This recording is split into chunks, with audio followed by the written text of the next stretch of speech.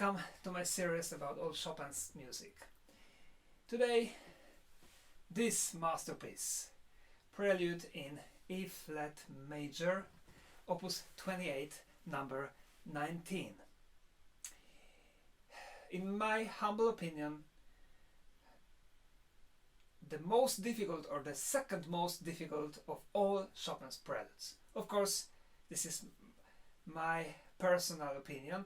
Every pianist can have difficulties in something else. The same comes with etudes. The same goes with etudes. I mean, for some pianists there are very difficult etudes that for others are easy. So this is a very personal thing. But definitely it's not an easy music to play. It sounds like an etude, in fact, but it's not. So the difficulty is not the priority for Chopin.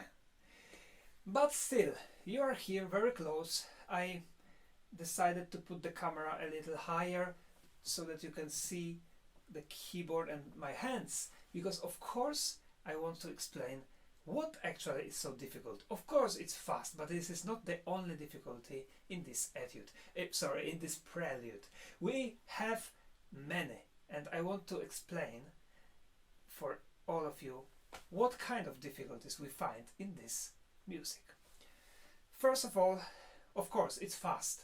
So this is out of the question that the pianist must have fast fingers, or as I always say, fast thinking, fast brain. In every hand. When we see the score, even if you are not a musician, you think, oh my God, look how many notes. If you don't know, this is the right hand, this is the left hand. They both look the same. But unfortunately, they don't play the same notes. Like we already had if in this one.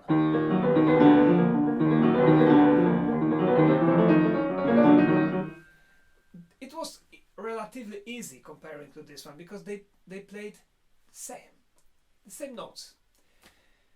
Here, not. Every hand is equally difficult. Difficult because it's fast, but not only. Mostly because we have to constantly jump, as we say. I mean, move very fast the hand and always reach the correct key.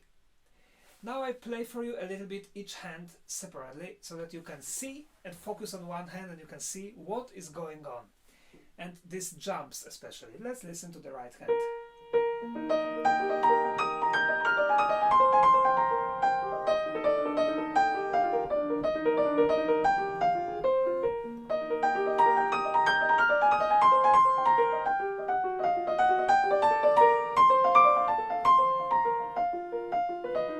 Now look at this.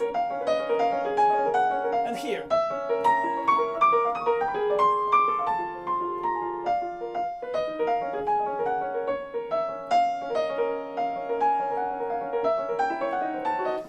And so on. All the time, pam, pam, pam, okay? And now the left hand. Left hand, I warn you, is even worse.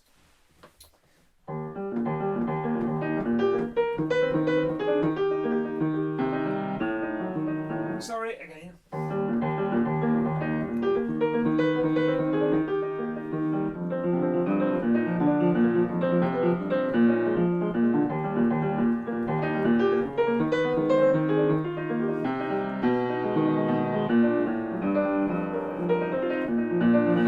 From here to here, we have to jump.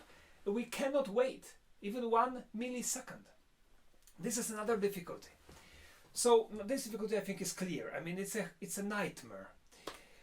Definitely one has to practice every hand separately in tempo, and it takes some time. But then comes the next difficulty, or actually many. Because this is not everything. When we finally can play in tempo, every hand separately, maybe we can put them together, but before it is wiser and better to master right hand alone so that it can sing the beautiful melody. And here comes another problem. the melody. We hear actually only the melody. This is the idea of this prelude. We have the very innocent, beautiful melody. Sorry.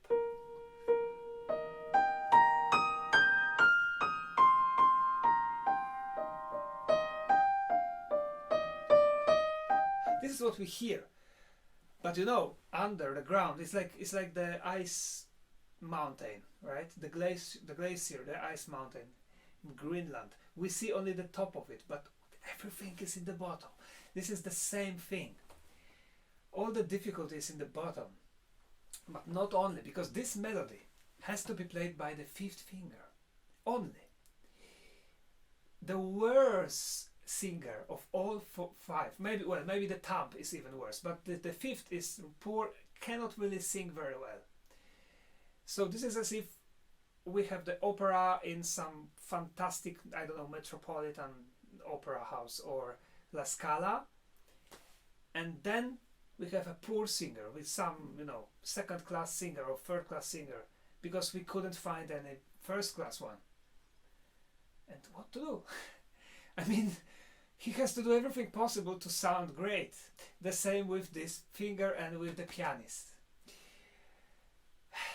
Also, why this melody is difficult is also because we have to jump all the time. So we don't really have, I mean, we can't play legato. And here comes another problem. The next problem is pedal. Because all the legato we must do with pedal. This is impossible. You know, without the pedal, this sounds like that.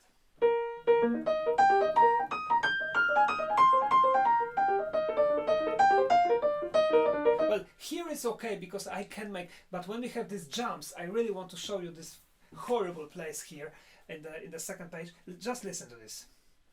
But without pedal.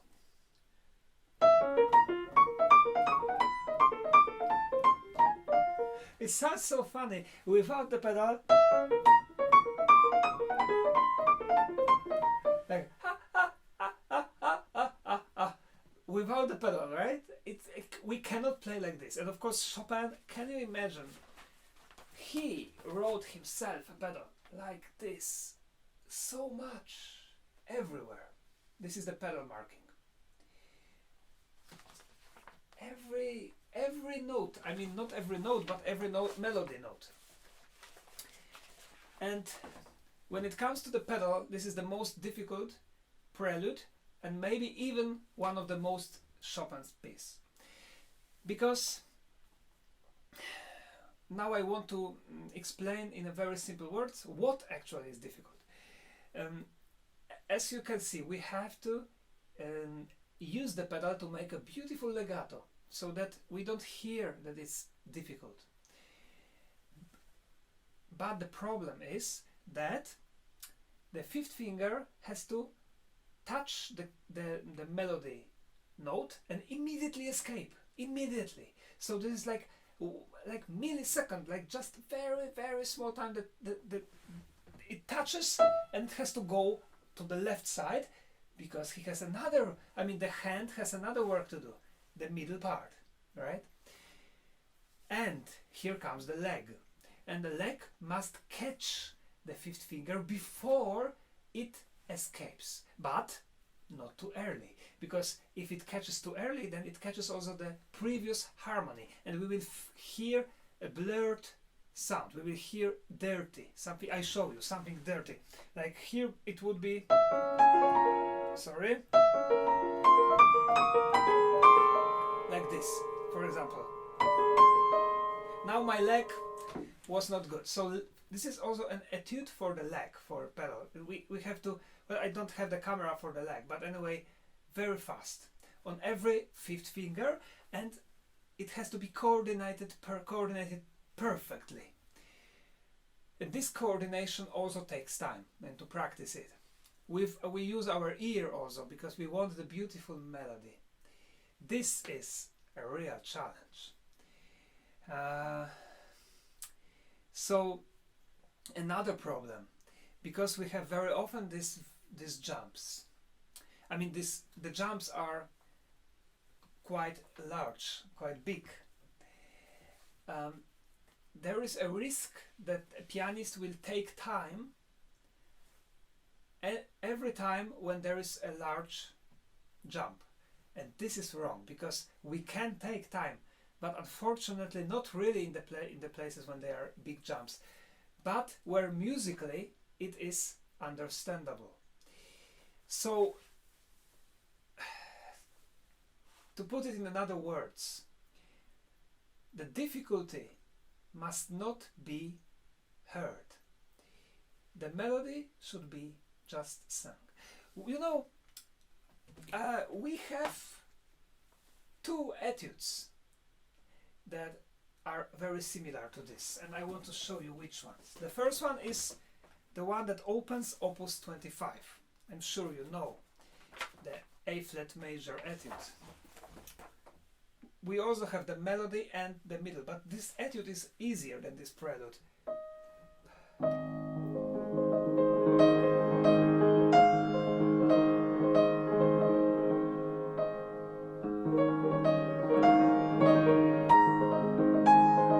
We also have the melody and the middle, but there is not so many jumps and it's easier.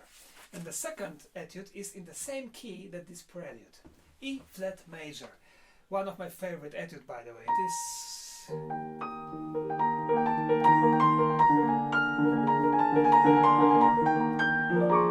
We also have here a trouble with pedal, with the melody which is sung with the fifth finger.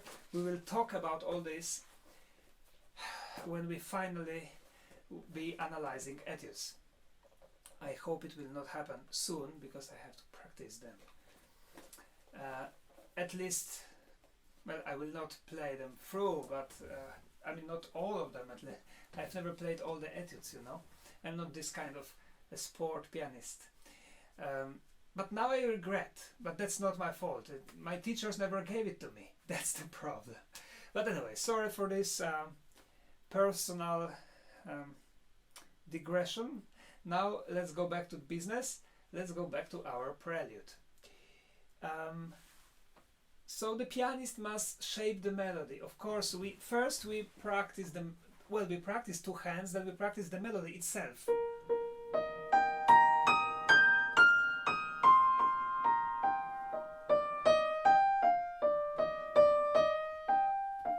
Here, for example, I love to take some time.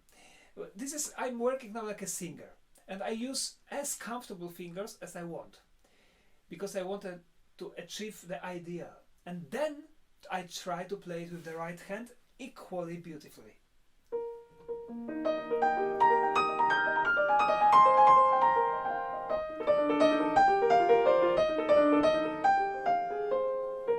That's how we work with every phrase.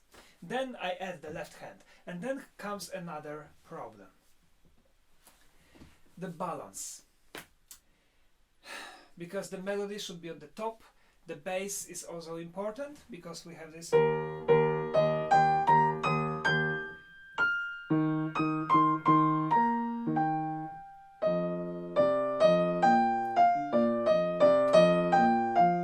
This is important.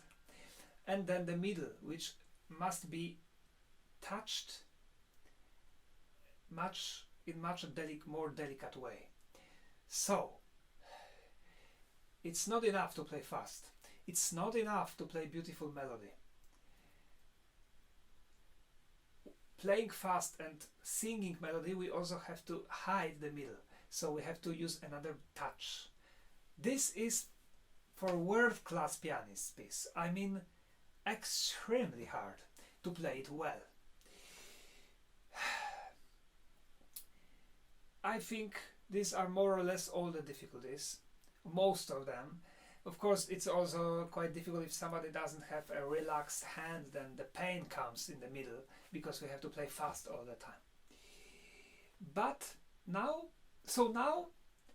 let's make an analysis, because also the structure is quite simple, but I think it's worth to know it so that you can follow it. It's fun to do, I promise, if you know how melodies are constructed. The very easy way. It's very regular. So, we will again use the term musical period, and just to remind you that in music the term period refers to certain types of recurrence in small-scale formal structure.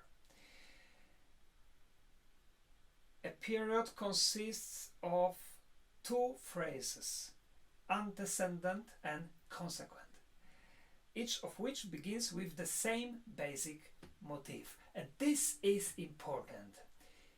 Each phrase starts with the same melody, in a simple word.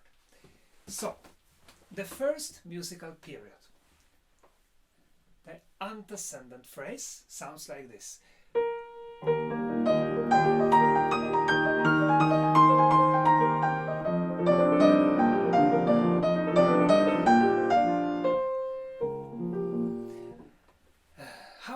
How it is constructed? It starts, well, we immediately fly up to the moon. The melody flies up and we don't know where finally it will finish. More! So much. And you know what is fantastic? Chopin wants us to keep one pedal throughout, because this is just one E-flat major chord. But now it's absolutely amazing. I counted how many notes we touch and how many these touched strings, notes, sound together, because we have the pedal. And you know how many? 37.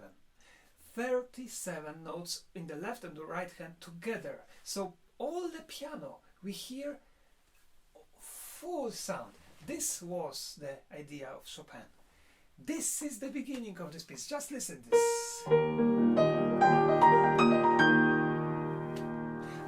Probably in this etude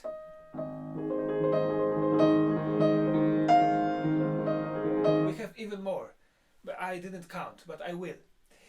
But here we have 37. It's a lot. So this is the beginning of the phrase, then it goes down and then ends. And then the consequent phrase starts exactly the same but has a different ending. Let's listen to the first musical period. So let's call it part A.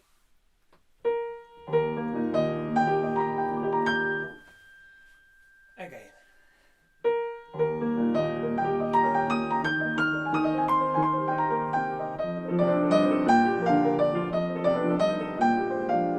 And consequent.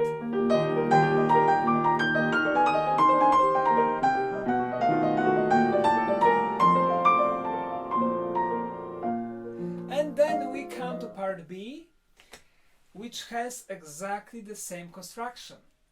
So there will be one musical period with two phrases that will have the same music material at the beginning. The same music material is this one.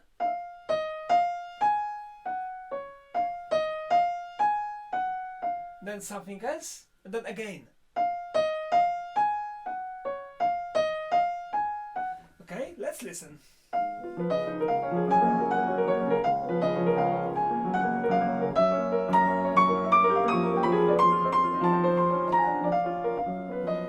Sorry.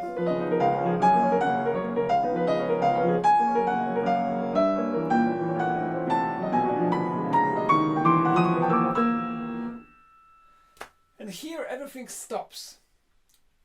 I didn't play it clean. Now let me play it clean once in the lifetime.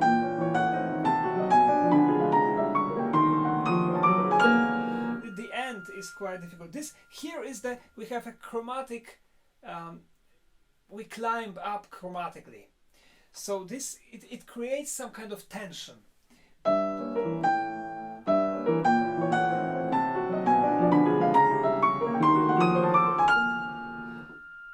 And it stops. So this is the only one stop in this prelude after B. And then what happens next? Part A comes back. So like a recapitulation. Part A comes back and the first phrase, so the antecedent phrase, is exactly the same like at the beginning.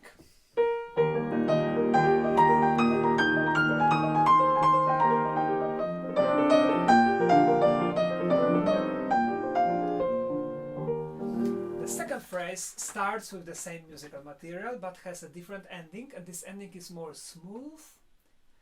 I call it magic, and it brings us to part C. So listen to the consequent phrase.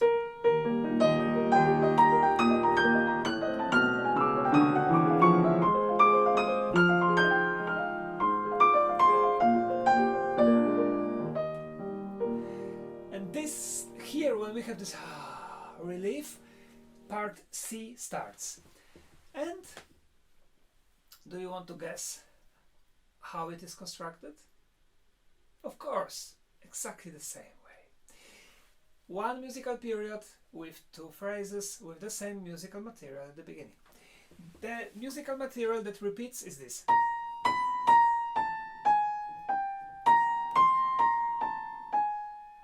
Then there is a different. And again, the consequent phrase, the same.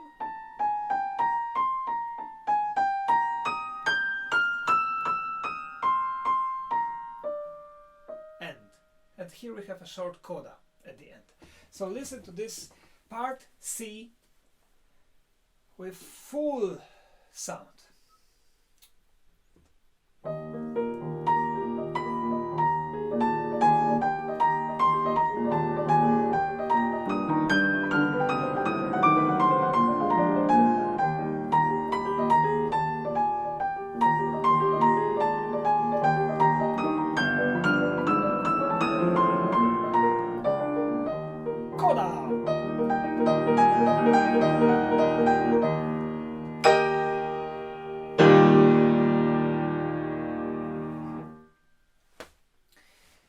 And that's the end.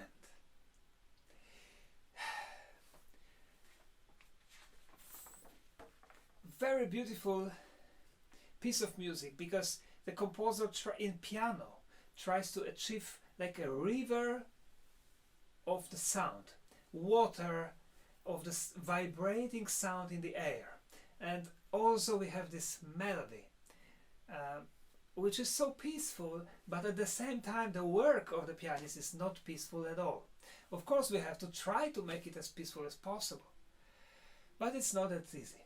And the construction very easy, right? Part A, two phrases. Part B, two phrases. Part A, two phrases. Part C, two phrases. And the coda. Thank you very much. Shall I play it again now?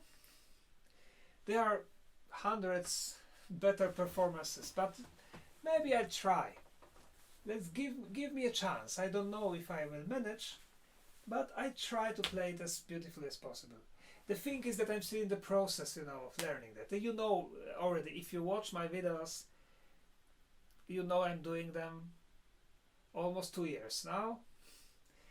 And I have a little pressure of time because I have to finish it by some date. So this is really crazy project.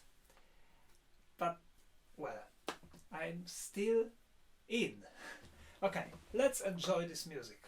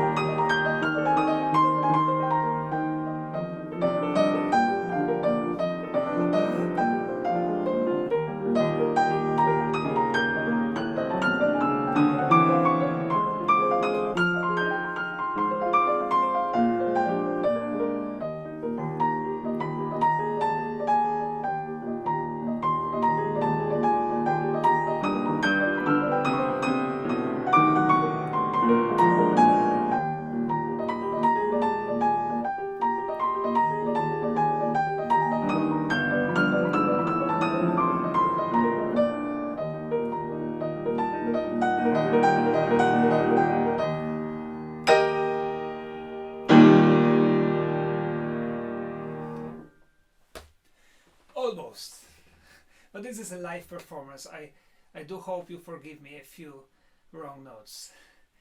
Not so many.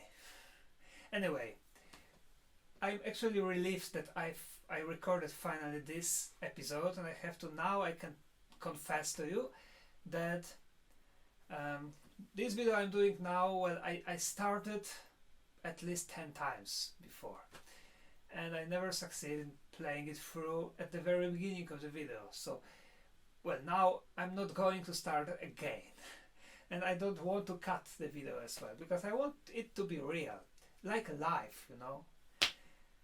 I hope you also appreciate that, because it's very real. Thank you very much for listening, watching, and please share with others who might be interested in this crazy project, talking about Chopin's music using simple words. And we see each other tomorrow, I hope. Prelude in C minor, very different. Bye bye.